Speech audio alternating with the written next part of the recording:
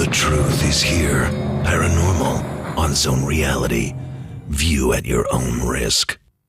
Have you ever wondered what lies beyond the ordinary? Unexplained mysteries.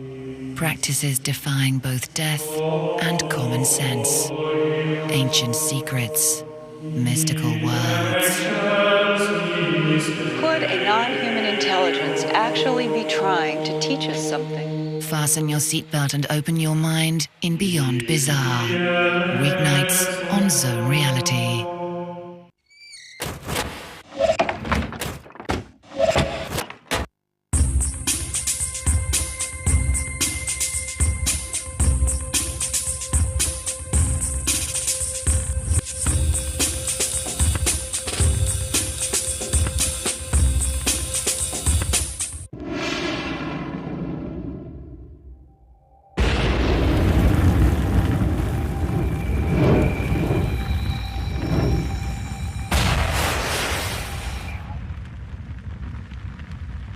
The following programme contains scenes some viewers may find disturbing. Discretion is advised. In many countries, psychic mediums are brought in to help police investigate crime, murder and mystery. But their work is often kept hidden. Now, 3 of Britain's most respected mediums have joined forces to reveal how their incredible gifts can be used to provide evidence where often the only witnesses are the dead. Colin Fry, Tony Stockwell and TJ Higgs will take on closed cases, baffling murders and unsolved crimes. They'll help families find answers, unravel mysteries and illuminate the unexplained. Together, they are the Psychic Private Eyes.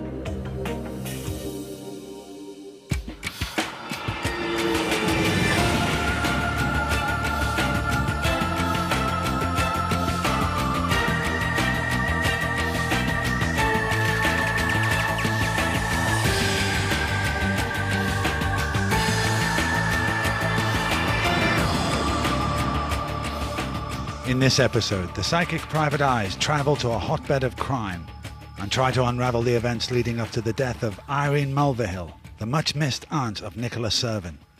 Irene died in 2001, and Nicola has never come to terms with that loss. She has approached the Psychic Private Eyes to help her discover the truth.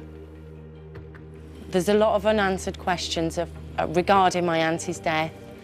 Nobody knows how or why. And hopefully the psychics can answer a few questions for myself to help me sleep a bit better, because I've got nothing else from nobody else. Nicola and her mother, June, have travelled to London where TJ Higgs will conduct a one-to-one reading. In a separate location, Tony analyses a photograph, and together they hope to begin answering Nicola's questions. As with all our investigations, the Psychic Private Eyes have been told no details about the case. So I endeavour to look into this image. Quite a stubborn feeling, really. It's like I'm not sure whether I feel as I'm allowed to look into this mystery. I feel this lady has passed over, but she's known to have passed because I feel they've already found her body. I do feel I have a gentleman standing behind me as well. He might not be called a gentleman in his life because he's just a fella, but I describe him as a gentleman and he wants to be known as a fella. And there's a line of drinks lined up. I can smell cigarettes as well. Oh, okay. So there's a lot of smoke where he is. Yeah. Do you know when you come out of a pub and you smell like that, you know? And working men's clubs as well where there's a lot of noise. And this is the guy that I'm looking for? No. Okay. He's not going to go. I do have to just pass his love on to you, so I do apologise. He's not going to go anywhere. I want to talk to the girls. I want to talk to my girls. So he does want to talk to you, okay? Right, okay. Come on in, move. I'm not being rude, just... You just won't go. But I feel there's 3 children that she would make reference to. Again, I also feel there's a name here, but it feels like an L feeling. Linda. Like that feeling that links with me too, and a K, Karen. Then the lady that we're looking for has a very, what I call like a male energy. You know, she is somebody that would be quite strong, you know, and she would want to do things for herself. Yeah. Sorry, the way I'm getting it is she won't take no crap, you know, that's what I'm feeling. But she's got a very gentle heart as well. Yeah. I know this lady was very well liked and very well thought of by all those that knew her. And it's like she should be sitting in between you two and she's been ripped out of the family. I keep wanting to pull your hair, Nikki, almost like to make sure you know I'm here. It's like she wants to get your attention. Okay, come on then, Doc. It's like my cousins are like my sisters. I don't know if that's what she's trying to show me. Maybe she's 44. Maybe she's 47. Something there. I feel she's a daughter. I don't know if there's more girls in your family. It's almost like I feel like there's pop, pop. Here comes another one, here comes another one, you know? There's lots of strong women in your family, Yeah. I can't get the song Bring Me Sunshine out of my head either. That keeps replaying. Bring Me Sunshine really loud.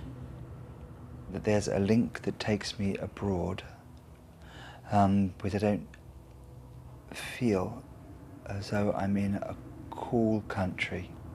So I feel I want to go to a warmer country and also get a feeling like I'm listening to Spanish music.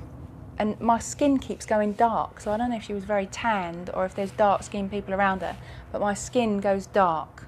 And I wonder there whether in fact she had either a holiday house away, a holiday home, some space that she would go to that feels like she belongs there. But I just feel like she's not afraid to branch out. You know, she doesn't have to stay in the same streets, you know, with the same people. She does feel comfortable at home, but she can be somebody that can travel, you know. When I feel her working, I feel like I'm somebody that has quite a lot of variety in my job. You know, it's not the same boring thing every day. I feel like I have to go out and meet people. I feel like I have to bring back information. And like different buildings, people know her in different buildings. I can't just take her to one office. I'm in different buildings. There must be a lot of high-rise buildings as well around her because I feel like I'm quite short now and I'm standing and there's lots of buildings. And where she dies, there's a lot of high-rise buildings as well. But that feels important, Calahonda.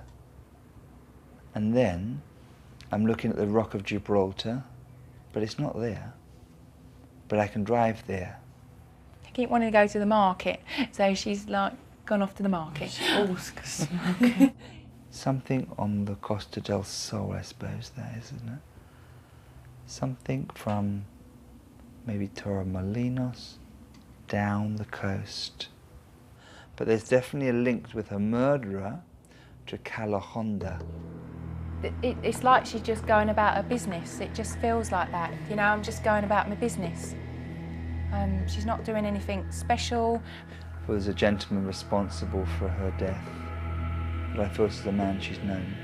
I'm asking, first of all, has a stranger done this to you? Is this a stranger? You know, is this a strange person to you? No, I don't feel it's a strange person at all, okay? So this is somebody that would be in her community. Or it's dark, something's dark. Dark, dark, dark.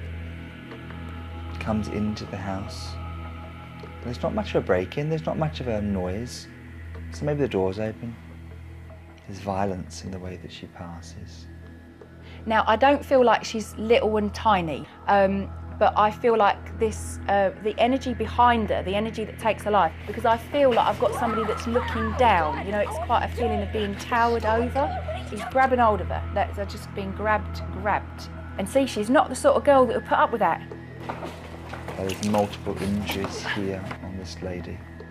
I feel like I've just been put in an alleyway, you know, like I'm in between two buildings or something. It just feels like there's a small space. It's not like a big road. I feel like a small space. And sorry, but it smells like cat wee, but it's like that sort of thing.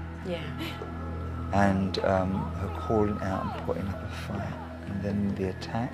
Her energy is fantastic. It's almost like, I'd give him what for, you know, it's like, and you must know that she didn't just give in, okay? It's like, I'd give him what for. So I know there's marks on this bloke from her, you know, under her fingernail, you know, there would be, there's evidence, there's DNA evidence. In this place, then it does smell like cat wee. She don't like that at all. And it just feels like being knocked up against the wall. So there's grazes as well. I feel when she passes, and then there's a distance in time between us knowing that she's passed, something like that. Right, I can feel blood on my body now, so I know there's blood dripping. There's wounds, there's blood. Something pierces my skin here. I interpret it at the side of my neck, but it may be in my neck or my throat. But there's something here about being cut or punctured here. And then the blood comes out. I feel all sort of sticky on my legs. If she's stabbed, then she bleeds to death, because it feels like that to me. Stab marks in my chest now. I feel lots of stab cuts, stabbing all around her. There's blood everywhere. I'm talking, but all I can see is red all around me. Because where he leaves her, she wouldn't have been found quickly to be taken to hospital, and you know, it's not left in the middle of lights, you know, where people would have seen her. But I still feel like outside this dark space, there's lots of life. It's always loud, it's always busy. She recognises this man. She's seen him before. She recognises him and she sees into his eyes. His name's not English. It's a Spanish name, foreign name. But he must have put her in this small space, because it feels like I'm cuddling her. He's got her in his arms, that's what I see. Sorry. It's okay, you can ask. When you say you see somebody holding her, Yeah. as you see him as a person, like No, it's like a thought that's in my mind, Right, but okay. it's like seeing figures, you know, like images, yeah. but I just see like a crumpled body in my mind, almost like I'm watching it on television. Yeah. And I don't see faces or anything like that. I can just see this crumpled body and somebody holding her. Would you say he was a white British or? I keep seeing dark skin just all around me, you know, so, you know.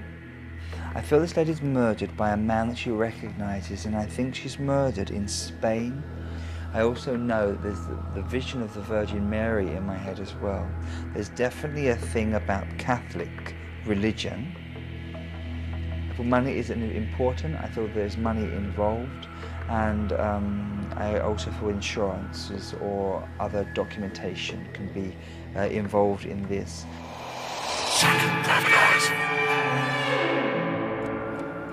Coming up, what did Nicola think of the readings? I wouldn't say I believed any of them 100%. And the psychic private eyes head to Spain to track down a killer. Psychic private eyes. Psychic private eyes. Nicola Servan lost her aunt in 2001. Haunted by unanswered questions, she has asked the psychic private eyes to investigate. So what did she think of their initial readings?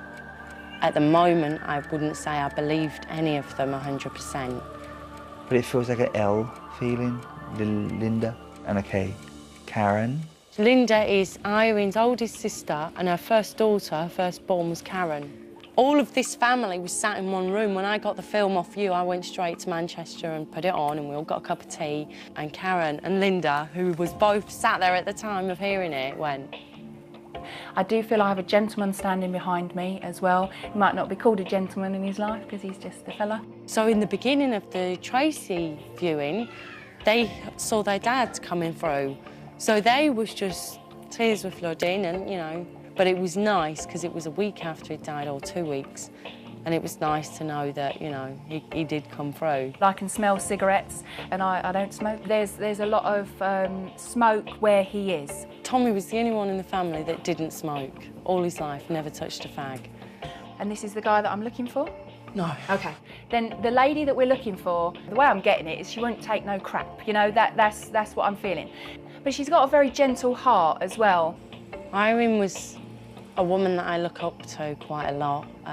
She was a lady. She was very prim and proper in her ways. Young men would look, old men would look. She was a very stunning lady. Maybe she's 44, maybe she's 47, something there. She was a very young-hearted 46-year-old. She wasn't an old lady or anything, not at all. She was one of the girls.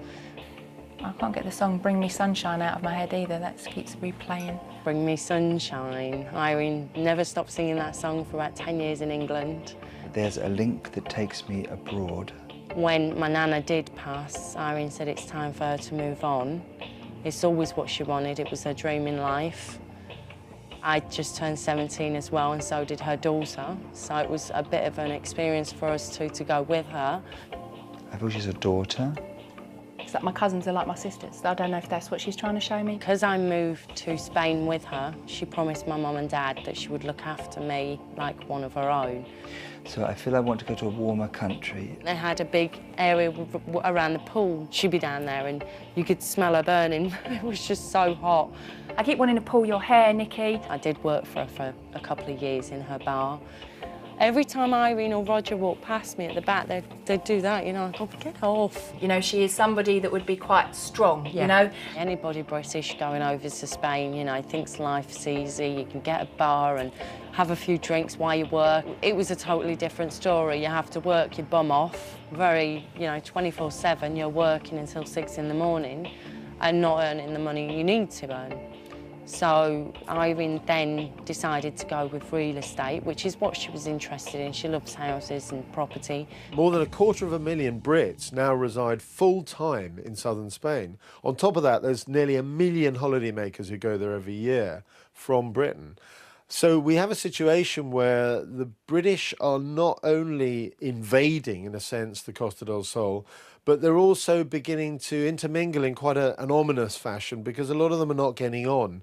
You're getting characters turning up there, opening businesses that fail. Then they get even more desperate. I feel there's money involved, Calahonda, but that feels important. And then Irene moved up to Calahonda way to do her real estate because the property up there was a lot better. I keep wanting to go to the market. I'm looking at the Rock of Gibraltar.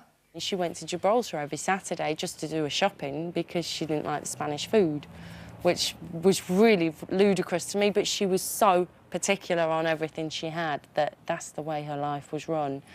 I think the biggest problem with these Brits who now reside full-time in southern Spain is that they're not trying to be Spanish, they're not trying to integrate, most of them don't even bother to learn the language. They're all annoying each other. They're all sort of in this tightly compressed coastline.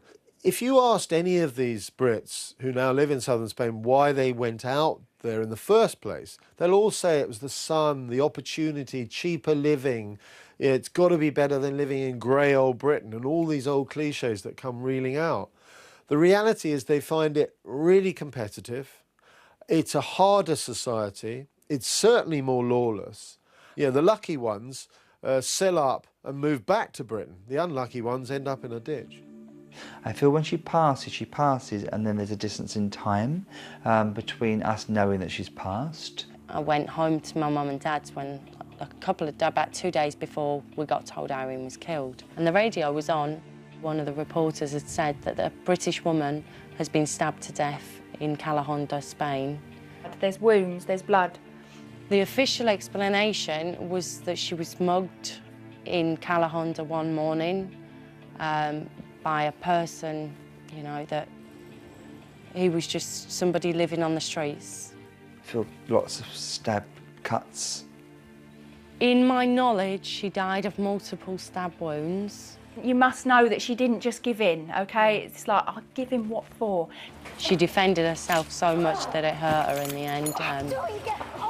I was told that her fingers were slashed because she was trying to get the knife off him. When I feel her working, I feel like I have to go out and meet people. She was a property management. She looked after properties that was being let or being rented out for holidays, and we got told that she had a phone call saying that there was a problem with either the washing machine or some kind of home appliance. And where she dies, there's a lot of high-rise buildings as well. Calypso Apartments was a great big building. I mean, the Calahonda market is situated right at the back of this block, so people can cut through the front and, you know, come in at any direction, basically. There's not much of a break-in, there's not much of a noise, so maybe the door's open. When she went to the door to open the door, which was on the ground floor, he hit her at the back of the head. She fell to the floor, and then all of a sudden it was just a frenzied multiple knife stabbing. It's always loud, it's always busy. There was a woman in the block above who watched the whole thing but says she was too scared to interact with any of the argument or the fight that was going on. And there was at least 4 witnesses who said the same, in the same block. How could not one of them people try and help? Or even when the knife man has left the quarters, you go down and you see if that person is still breathing. You phone them a damn ambulance. But everybody left her in them bushes for hours for the gardener to find. And then in them bushes there was Irene's biggest hate of Spain was all the cats. And sorry, but it smells like cat wee. And every time she passed an area where the cats all, you know, wee, she would point it out. Oh, it stinks, it stinks. In this place, then, it does smell like cat wee. She don't like that at all. That would be what she would say. It stinks of cat wee. Just something about this finger and this ring, you know, she just keeps drawing my attention here to this finger. I remember about 3 weeks after the murder, Sam called me and said that she needed to go and pick up the jewellery from the police station off her mother's body. None of this jewellery was washed after the murder. There was blood soaked all the way through the necklaces, the rings where she tried to obviously defend herself. There was blood everywhere. Would you say he was a white British or...? I keep seeing dark skin just all around me. His name's not English. It's a Spanish name, a foreign name. It was a Spanish, well, he was half Moroccan, half Spanish. He'd obviously been arrested multiple times for burglary, harassment, things like this. He's easy prey to use to cover up this case and close the door on it. Nothing links him to the crime, not in my opinion, and he should not be doing 14 years imprisonment when he's only got 6 years to live anyway. I thought money isn't important. I thought there's money involved. She backed up everything every time. It didn't matter what it was. She obviously had her bank send statements to her sister's house in the UK. Other documentation can be involved in this. But a lot of money was being taken and put into Irene's account, possibly 3 months after her death. If it was a hit, an attack on her aimed at drugs, money laundering, things like this, I would have known, because these people in the timeshare industry and in Spain, everyone is there for a reason. Spain's Costa del Sol is a hodgepodge of many different nationalities and many criminal elements, which is one of the reasons why in Britain it is known as the Costa del Crime. Everybody has a reason to be there, but 80% of them are for bad reasons. It's a 50 or 60 mile strip of coastline which is filled with a huge mishmash of nationalities, classes, criminal elements.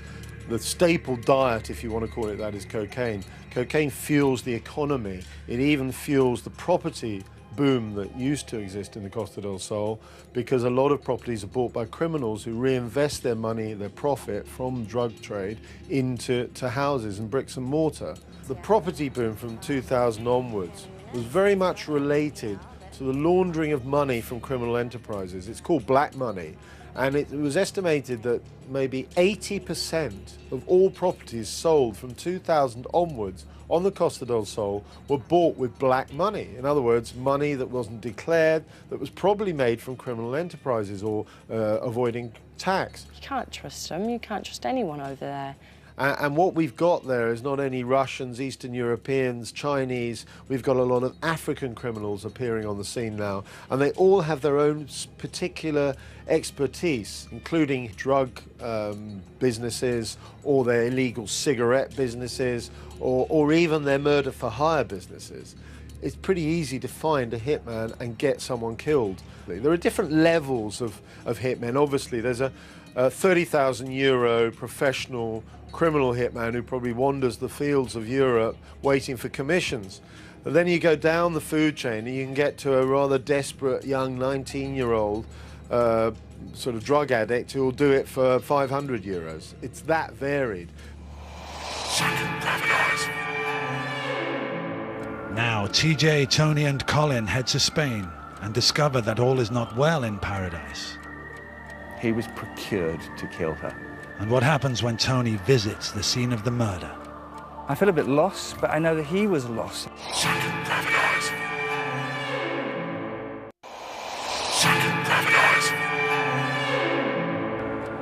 In 2001, Irene Mulvihill was murdered outside an apartment building in Calahonda, Spain. I've still got all these questions. If she was alive today and this happened to me, I know she would stop everything. She would stop the world from going round to find out who did this and put them to justice. I need to move on with this, and I'll carry on for the rest of my life to find out. Nicola Servin believes the wrong man is behind bars for her aunt's murder. So she asks the psychic private eyes to look deeper and see if there's more to this attack than meets the eye. TJ will attempt flame scrying to collect information on the business that Irene was involved with, while Colin will psychically examine the relevant court documents. The task that's been put before me today is to do some psychometry on a photograph of Irene, and also to see if I can sense anything off of the transcript from the trial. One of the things that I have read in this is that part of the charge was theft. The first thing that I've noticed is that this lady is wearing quite expensive jewellery, and none of it was taken. Now, if the motive of this attack had been theft, why was none of the jewellery taken?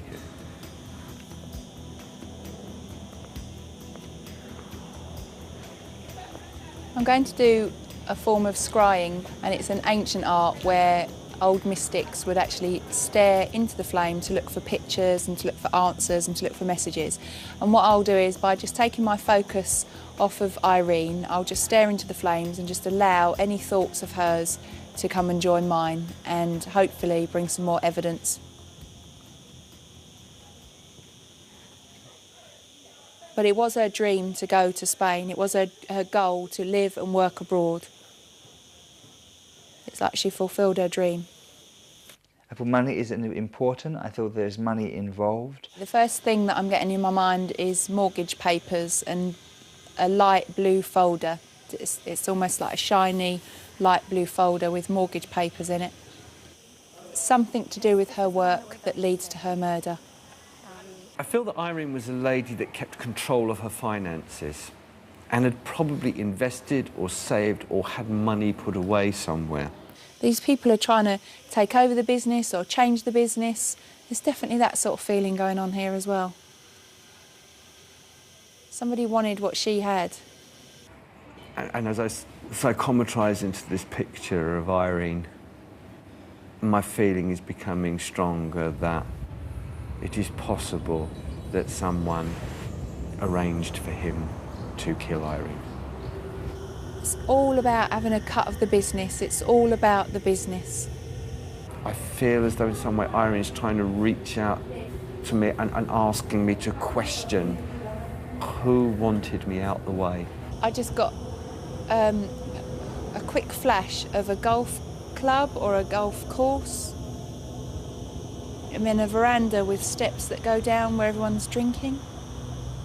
It's just like looking around a table of people where they would have socialised and friends, and everyone, all the faces just have gone dark for me.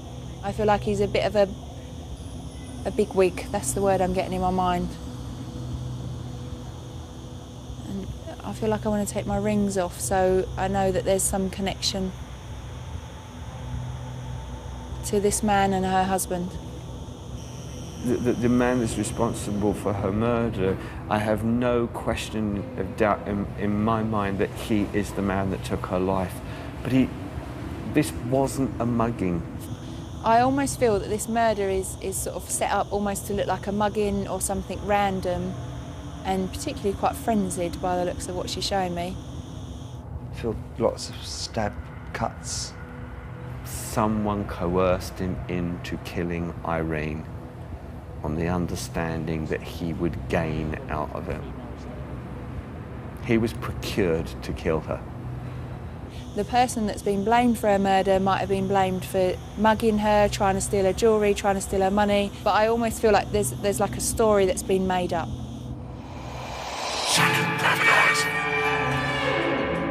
TJ and Colin have begun to pick up on a possible financial motive for Irene's murder, which is at odds with the official police reports. With this in mind, Tony has decided he must go to the place where Irene was killed and see for himself where this tragedy happened. Could it be that the Spanish authorities have missed vital evidence in this brutal murder case? I'm now approaching the apartment block where Irene was murdered. And it's the first time I've approached this building, and I'm not really sure how I'm going to feel when I get near to it. Whether she stopped here, that might be interesting, or had spoken to somebody at this point. And I just know here, she clocks somebody here and then walks on in this direction. It's much cooler than it is now. There's a breeze, I can feel it on her face.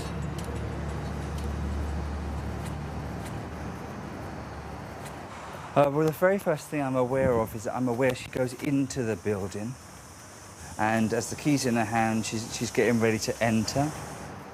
There's not much of a break-in, there's not much of a noise, so maybe the door's open. There's a sense of a man at this point with her and following her out of the building. He's grabbing hold of her. They're just being grabbed. Do you know what would be at all surprised? This man had worked in this building, where some connection to somebody that works here. Because he feels very familiar, like he's been to this place before. Just touching the building to see if I can get a better sense. I can feel blood on my body now, so I know there's blood dripping. Being cut or punctured here at the side of her neck, that's important. And I feel that she's been punctured or stabbed. There's also something like a blow to my neck or my throat. It's also important. And I feel like there must have been wounds on her neck, not just on her body, but on her neck. And there's a puncture here as well. Oh, and there. Back where my kidneys are there. There's a knock also to her head, and I feel she's staggering from here. I feel her staggering around, calling for help and nobody coming. I feel like I've just been put in an alleyway, you know, like I'm in between two buildings. And sorry, but it smells like cat wee. And I'm also aware that the man that kills her, she recognises his face. I've just come out of the apartment block itself. You can just see it there in the background. And I picked up a number of different things while I was there. I could feel the knife in the attacker's hand, and I could feel the knife penetrate her body. And it's at this point here she's completely dazed and unaware of why, and there is no rhyme, there's no reason to it. She's crazy. I just get the sense of not being found straight away. It's almost like time lapse between everyone being told that I'm dead. There's something in his head that's not quite right. He's like distorted, and it's the same feeling if you know that somebody's like really, really drunk, or maybe they're high. But I really feel this man had no real comprehension of his actions. I'm not saying he's innocent at all. It's nothing more than that. She's in the wrong space at the wrong time, and he's there and he wants what she's got, i.e. money and possessions, and one thing leads to another, and he takes her life. I know that there's been talk of a hitman being responsible for the killing, but I have to say that because of the amount of wounds that were inflicted on this poor lady, it really looks like something emotional. And, you know, I don't even have to be a police detective to say that. The more wounds, the more emotion. It always goes like that. And no self-respecting hitman is going to keep killing someone over and over and over again. It just doesn't make sense. When I was aware of her attacker at the side of her, I really got a sense of him, like I could smell him, feel his physical presence next to me. And there was a point there I really felt as though I got a good look at this guy. And I think that I could identify him.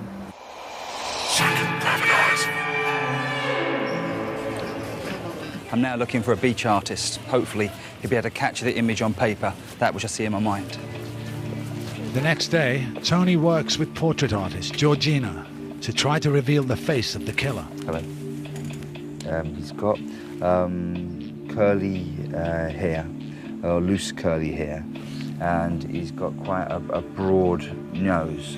I don't feel like he's just tanned. I feel like this man has got a natural colour to him. Darker skin, darker hair. His eyes are dark, but they're quite large eyes, kind of like a bit wild as well, you know, like when someone's really fearful, someone's not been sleeping well, or thick bags under the eyes. And that's it right there. yeah, that's really good, really good. It's a bit like North African, when they have that sort of, not quite afro-y hair, but softer curls. This bit here between his nose and his mouth is relatively wide here. And his mouth's quite thick, thick lips.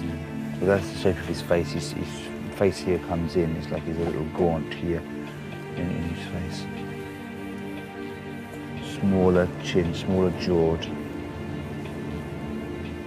Had a hard life, and so their face looks sometimes a few more lines here. Yeah, it's good, it's good.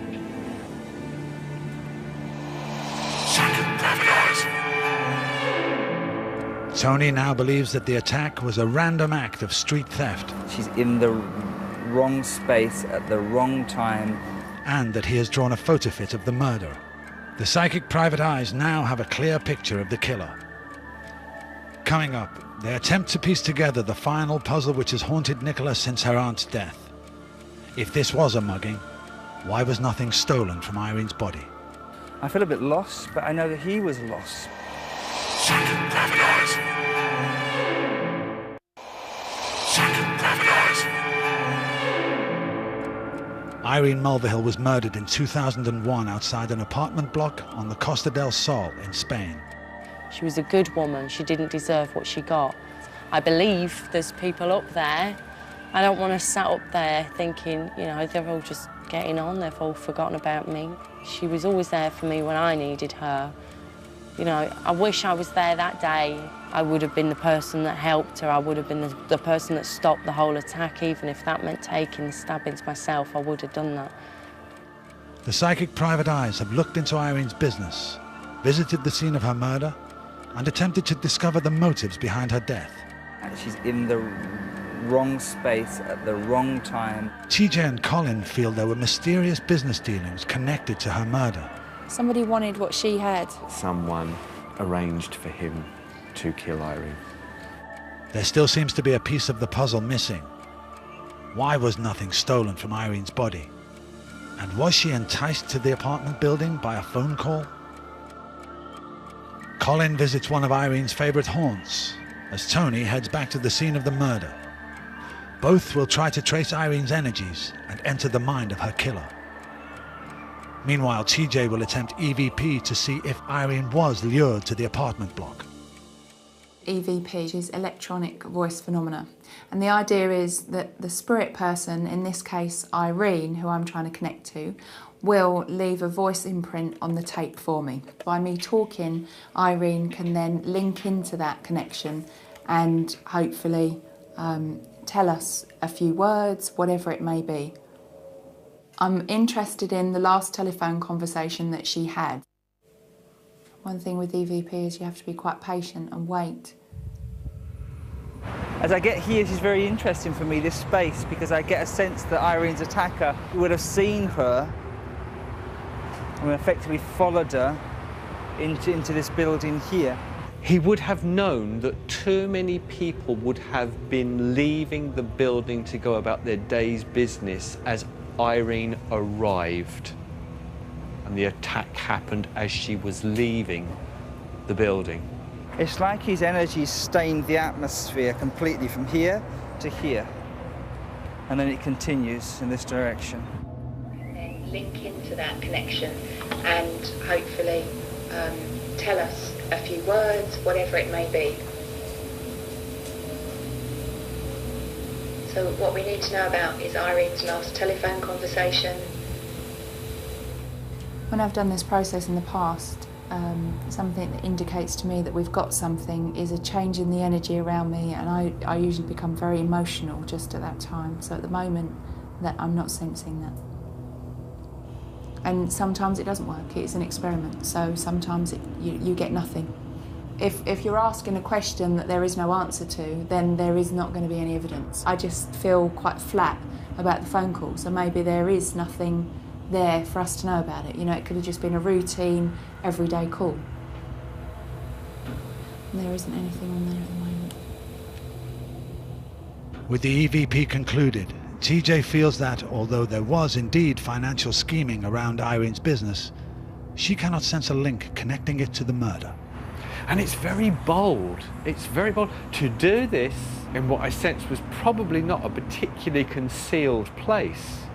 This guy's either not bothered about getting caught or really doesn't believe that he can be caught. I'm also very much aware this guy's had a terrible life. I feel almost like abandoned or orphaned, like he doesn't have a friend in the world, and those friends that he may call friend are not at all. It's awful what he can do for them or what they can get from him. He lived by rules of the street. Small-time crook, maybe possibly even a little bit of drug dealing. This whole area of Spain for him was a place of easy living, easy ways to make money, and he wasn't particularly bothered in whether that was always legal or not. There are all sorts of minor league criminals looking out for opportunities. A guy spotted a lot of jewellery, decided to try and mug someone, and